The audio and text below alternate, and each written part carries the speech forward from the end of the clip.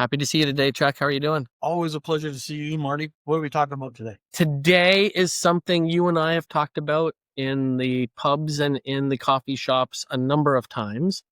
Makes this sound No. disreputable. It is something that you and I have both come at. We both have strong opinions on, and I don't think that we're different. I think that we have different ideas at different levels, which is good because that's how we learn from each other. And it comes down to the 4 layers of thinking necessary when we're looking at leadership. I'm going to use leadership, military, and life. Okay. Because no matter what you do, you have to have a tactical, an operational, and a strategic. And we completely agree on those 3. Yes. And on most pieces, we agree. And I've always had a 4, and you've had a 4, and they're related, but they're not the same. No. And I think that maybe having a conversation on this is good. For me, that layer above, from an NCO looking up, that 4th layer was always political. Sure. What is the will of the uppers? And you have a different word, which is theoretical. Yes. And I thought maybe this would be a great place to have this discussion and put it out to our listeners to say, what do you think? Sure, I'd love to talk about that. And let me begin by saying that I don't think that your level, which you call political, and my level, which I call theoretical, are mutually exclusive. Yeah. Nor are they in contradiction to each other. Let me tell you why. When I say theoretical, I use this construct when I teach war and warfare to students and officers and leaders, because I want them to have a concept that the physical domains in warfare are the 3 that we all use: tactical, operational, theoretical, or strategic. And just to be clear, those are not universally accepted. The words are universally accepted, but the breaking points, like where do you break from tactical to operational and where do you break from operational to strategic, are not agreed upon internationally. And people throw these words around all the time. And then you get people who say things like, well, what about grand strategy? Well, yeah, grand strategy is still strategy. Quit complicating your life, right? So then I have told my students, listen, there's a 4th level. That's the theoretical aspect of warfare. And it's more than just a higher level. It's also an all-wrapping level. I want you to understand that the way you're thinking about these 3 levels that we're going to fight in has a lot to do with what your concept of war and warfare is. So, for instance, to be topical, we've had recently this issue of the Americans bombing these boats in the Caribbean, and the president and the Secretary of Defense, he doesn't call himself that, but that's his official title. Well, we're at war. Well, no, Congress hasn't declared a war. Just saying you're at war doesn't mean you're at war, right? And that was an issue in my book Strategia and my PhD thesis, where people were saying, we have a war on cavities. We have a war on poverty. How the hell can you have a war on poverty? We want to eliminate poverty, but we don't have a war on poverty. The word has lost its meaning. And so when I use the term theoretical, I want people to understand that the universal construct in your head, what is warfare, what is war, has an impact. Your idea that the level above strategic is political is valid in many, many ways. But I think you're thinking of it very much in terms of your time in uniform, where, it was quite common to have lower deckers, to use your term, or the junior ranks mess, be upset because an officer, the CO, a company commander, or a division commander in the Navy was doing something that went against the grain, went against something that you knew that individual didn't believe. And it was sort of explained away as saying, well, it's politics. You got to be careful. You can't use language like that. Then you don't want to upset the admiral, or, well, yeah, we'd love to have all the sailors make a run ashore, but the mayor of the town and the harbor that we're visiting doesn't really like the Navy, and for political reasons. So that term political takes on so many different meanings, all valid. But that term, in my mind at least, isn't a level so much as it's a medium within which we're living, right? So, in a way, your term political, my term theoretical serve the same function, because I'm using the term theoretical as a philosophical understanding of the universe within which we fight. You're using the term political as a medium within which everyday life is going on for soldiers, sailors, and aircrew. Do you see what I do, and actually, it's interesting. Even as we're having the discussion around language, my own brain is playing with the words themselves because I always come back to polis, of the people. What are we doing? And that's so for me, it's will. What is the collective will? Because that's the political. Because there's lots of times, and you said it best, where you're like, "Hey, this is exactly what we should do," but the political will doesn't have that. Right. Hey, we need new ships. I've been hearing new ships my entire career. I kept hearing new ships. Right. I did 22 years and no real new ship came in those 20. Like CPFs are already on the way and they're on their way out now. Like, because there wasn't will for that.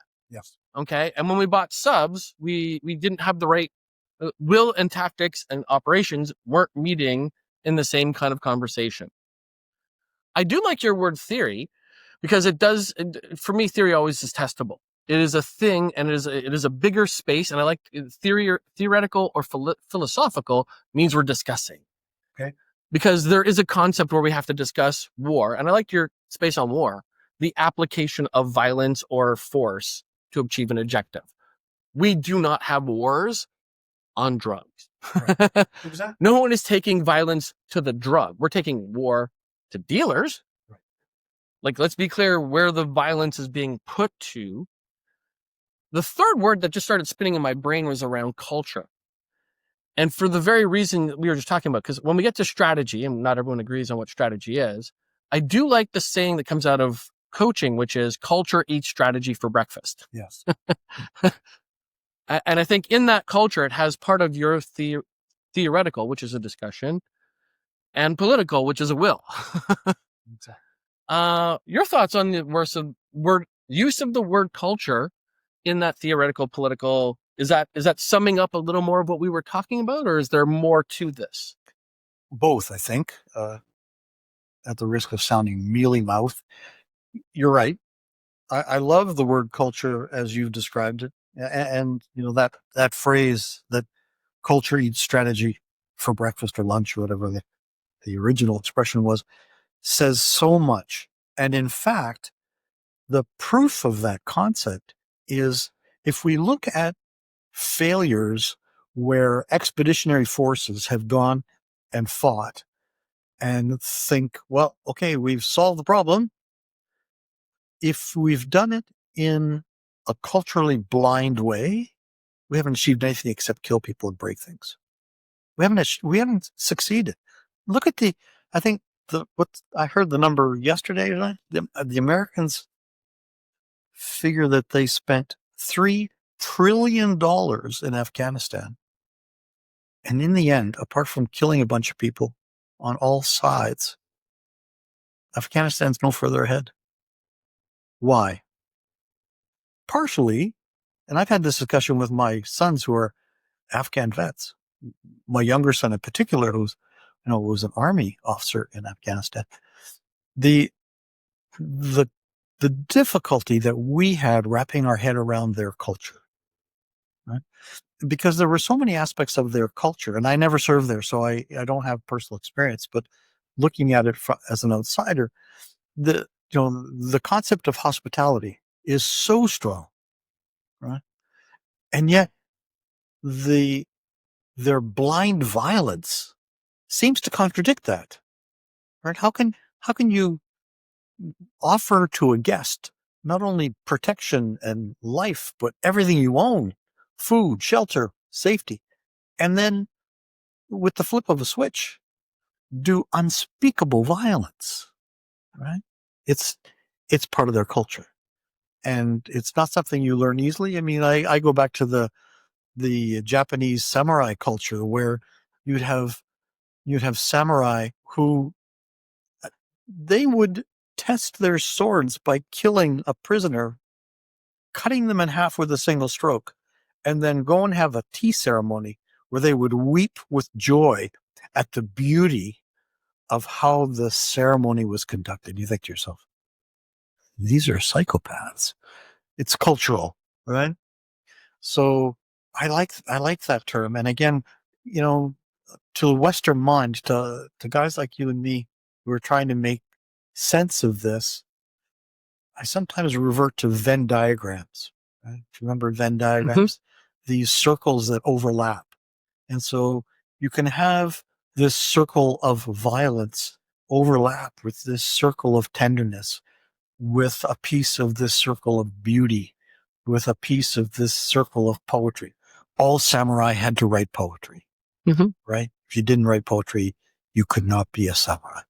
And you think to yourself, my God, you spend your life sharpening your sword and becoming proficient at killing, and then retire for the evening with poetry. You know, it's fascinating.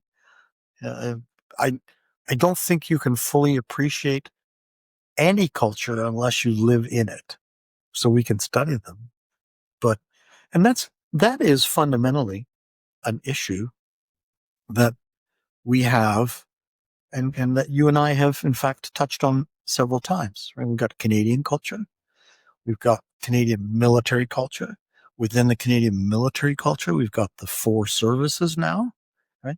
Army, Navy, Air Force have always had their own culture. And with joint forces now, they're overlapping each other in ways that they didn't used to. And then we've got the veteran culture, right?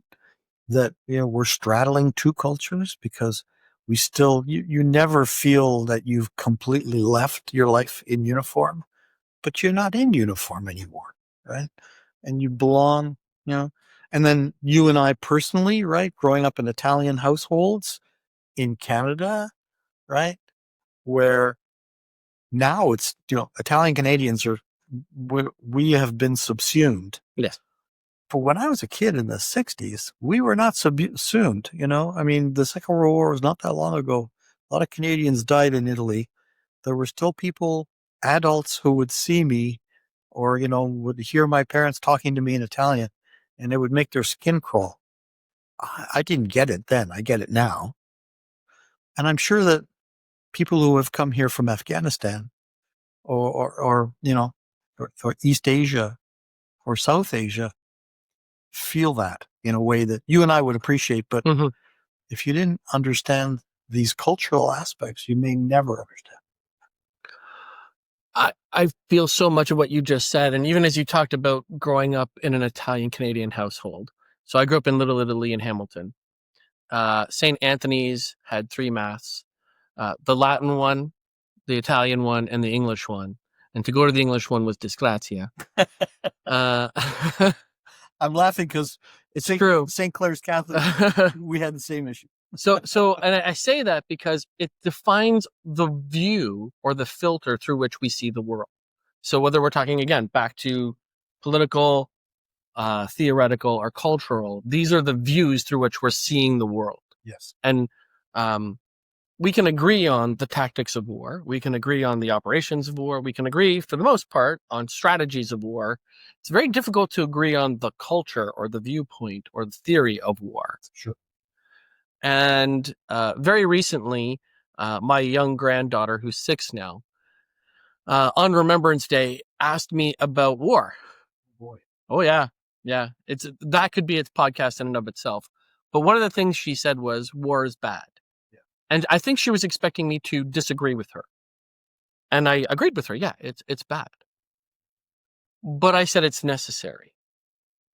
And I think as soldiers, we understand that there is a necessity to it. Yes. How might you describe that necessity? Because, again, if we can agree on the first 3, but there is a necessity. How do we explain that necessity to Canadians, to others, and to just even in general? Here's a focus to look at the world through. Phew. Well, I fall back on Clausewitz, the Prussian uh, soldier and theorist. There's a famous passage where I'll paraphrase because I can't remember the quote exactly, but he basically says, war is a horrible thing, but that doesn't mean that we should dull our swords uh, for the sake of wanting peace, because sooner or later someone will come along with a sharper sword and kill us.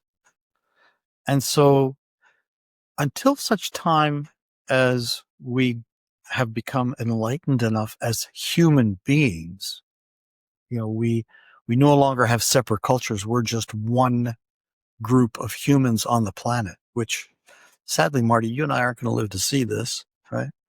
It's a long way off. Until that day comes, the sad reality is that the best way to avoid war is to prepare for it, because it's a warning to someone who would be unscrupulous and take advantage of us in a way that they think they can do it without penalty, right?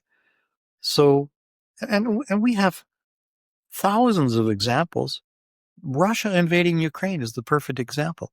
We just had a senior Russian general, a 3-star, admit publicly in Russia that they really did think when they invaded Ukraine that the Ukrainians would roll over. Now, he sort of hedged his bet because the way he phrased it was, we thought that 75% of Ukrainians agreed with us and that we were going to free them. Yeah, in your dreams, right? Because if you spend 20 minutes in Ukraine talking to Ukrainians, you know that they'd rather set themselves on fire. And this is not new, right? So, yeah, war is a horrible thing. And as you and I both know, when we talk to people who have never had military service, we, I'm sure, have often said the same thing to them. Listen, nobody wants war less than us. Oh, but you've spent your whole life preparing. Exactly. We study it. We know how horrible it can become really quickly, right? We have been to funerals. We have watched our friends die, and we don't want to see it again. I mean, I was fortunate in that, unfortunate, fortunate in that in almost 40 years of service in various forms, now I attended military funerals. I had people that went off and fought, including my sons. I never deployed to a war zone.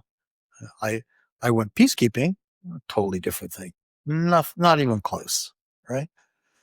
But I knew in my heart that it was important for me, whether I was a follower or a leader, to maintain the sharpest sword I could to deter someone who might want to come in and do us harm. It's our job. But I never looked forward to it. No, and I don't think any soldier looks forward to it. No. It is a necessity, and that was the word I used. That's the word I used with my granddaughter. Yeah. And when pressed a little bit by my granddaughter, I'd said, well, you go to a school and you go to a private school because you like that private school. Someone in the area where I was in war wouldn't let girls go to school. You couldn't go to school there. You have a right to do a thing here that they don't have there. And what you just described is those who come and take our rights. And that we need to be ready for those who are coming with a different viewpoint, coming back to viewpoint or culture or theory. They have a theory on how life goes, and it's different from ours. Yep. And we need to be ready for it.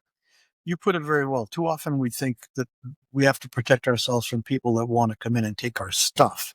No, they want to come in and take our rights, right? That's hugely different. Right? Mm-hmm. And that's what we got to stop. So you're right. Yeah. And I am an optimist.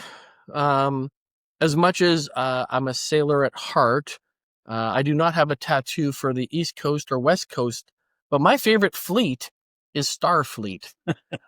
Yes. As a Star Trek lover, I can believe I have my tattoo for Starfleet literally on my arm, because I believe that you can be optimistic about a future of exploration with a preparation for those who come to take your rights. Yes. And that we can do both. We can grow as a species and become a better human, and we can be ready for those who want to be the aggressor. Yeah. Yeah. I like you. I'm a bit of a Trekkie. I do not have a Star Trek tattoo. Yeah. But I have all of the episodes on DVD. So yeah, I understand the attraction. I really do. Yeah. And so maybe in our last couple of words here, as this conversation started with, tactics, operations, strategic, maybe a little bit in that space on what is it that each of us like or have learned from Starfleet that's useful for the world, because we both have been in the rooms of actual war and the optimistic way of what we could grow to. What do you want to grow to, Chuck? What do I want to grow to? I want to grow to be an enlightened human being. Mm. And I think that's the message from Star Trek.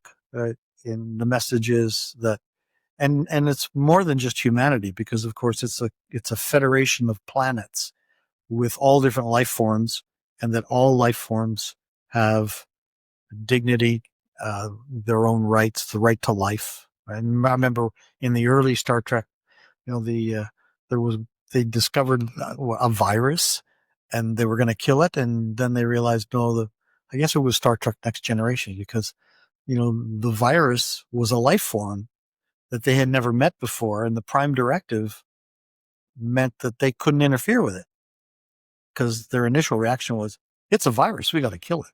Mm-hmm. Right?